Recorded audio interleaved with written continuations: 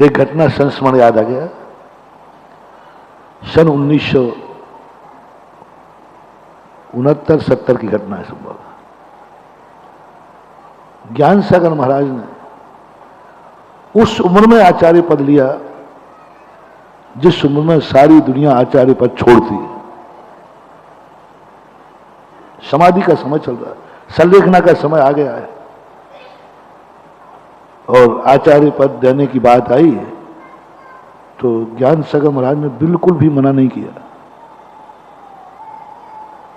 सन्मत सागर अलग जी थे, आचार्य महाराज की दीक्षा हो चुकी थी, मुनि दीक्षा, और भागचंद सोनी वगैरह बहुत साल वही मुनि महाराज थे। जिस समय आचार्य श्री की दीक्षा हुई ना अपने, उस समय ज्ञान सागर जी मुनि अवस्था में थे। आचार्य ने दीक्षा नहीं दी, मुनि ने दीक्षा दी है आचार्य श्री को। तो सबने कहा कि जब आप दीक्षा दे ही रहे हैं तो आचार्य बन जाओ। तो जैसे ही आचार्य बनने की बात संघ ने कही, ज्ञान सागर ने एक बार भी मना नहीं किया। कहने नहीं, अब मैं बुढ़ापे में आचार्य बन के क्या करूंगा, हमारी संलेखना का समय है, समाधि का समय है, इस समय आचार्य पढ़ने के क्या करूंगा, कुछ नहीं, वो तो ले लिया। ताराचंद जी गंगवाल थे, उन्होंने बताया, हम लोगों को अच्छा नहीं लगा कि वो ज्ञान सागर के साथ स्वाध्याय करते थे। उन्होंने ज्ञान सागर जी कहा, महाराज जी आप इतने बड़े ज्ञानी, इतना बड़ा आपका ज्ञान, और आपकी ये क्या मति मारी गई, इस अवस्था में आपने आचार्य पर ले लिया और थोड़ा बहुत भी हाँ नहीं कहा, मना नहीं किया, तो स्वीकार कर दिया। उन्होंने कहा बताऊंगा इसका रहस्य,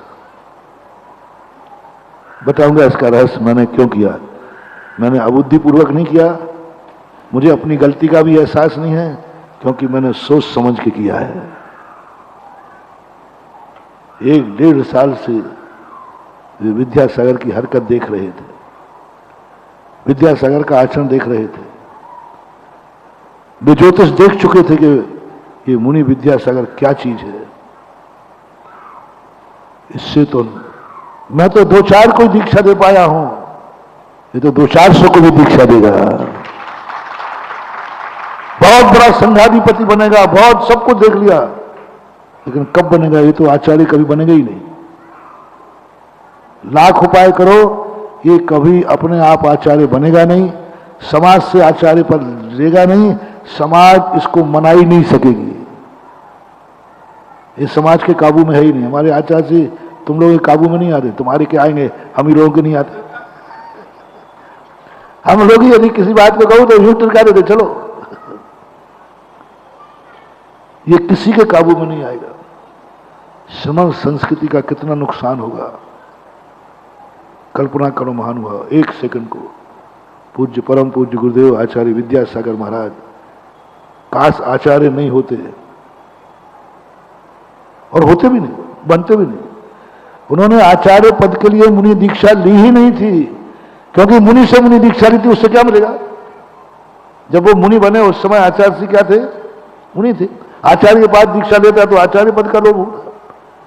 मुनि अवस्था में दीक्षा ली, यानी आचार्य पद के लिए दीक्षा उन्होंने ली ही नहीं थी। मुझे तो कल्याण करना है, आचार्य श्री का तो कल्याण हो जाता है,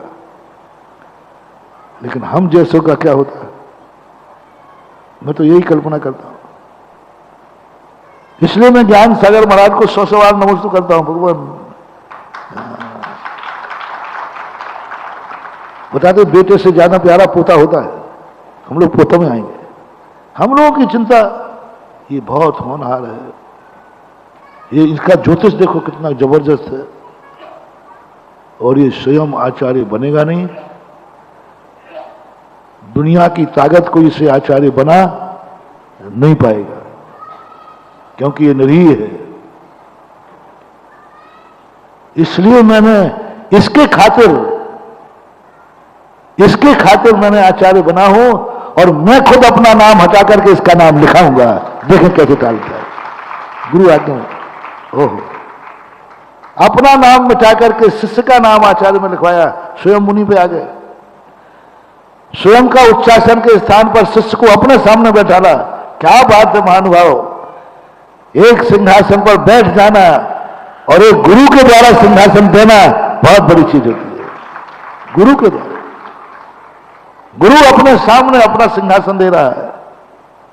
यह है शिष्यत्व, यह है पुत्रत्व, यह है आदर्श परंपरा, यह है संतति। स्वयं अपने हाथ से दे रहा है और स्वयं उच्चासन पर बैठा रहे।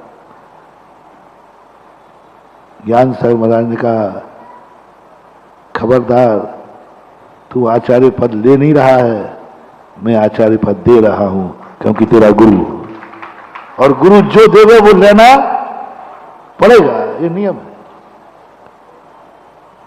उस अवस्था में अच्छे आचार्य, अच्छे गुरु, अच्छा कार्य देख करके साल 1.5 साल के लिए बढ़े, बस तुरंत दे दिया। उनको तो लेना था ही नहीं।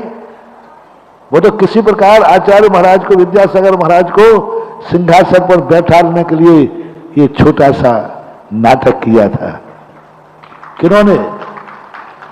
पूज्य आचार्य दर्शनाचार्य थे, न्यायाचार्य थे, इतना तो उनमें हुनर था।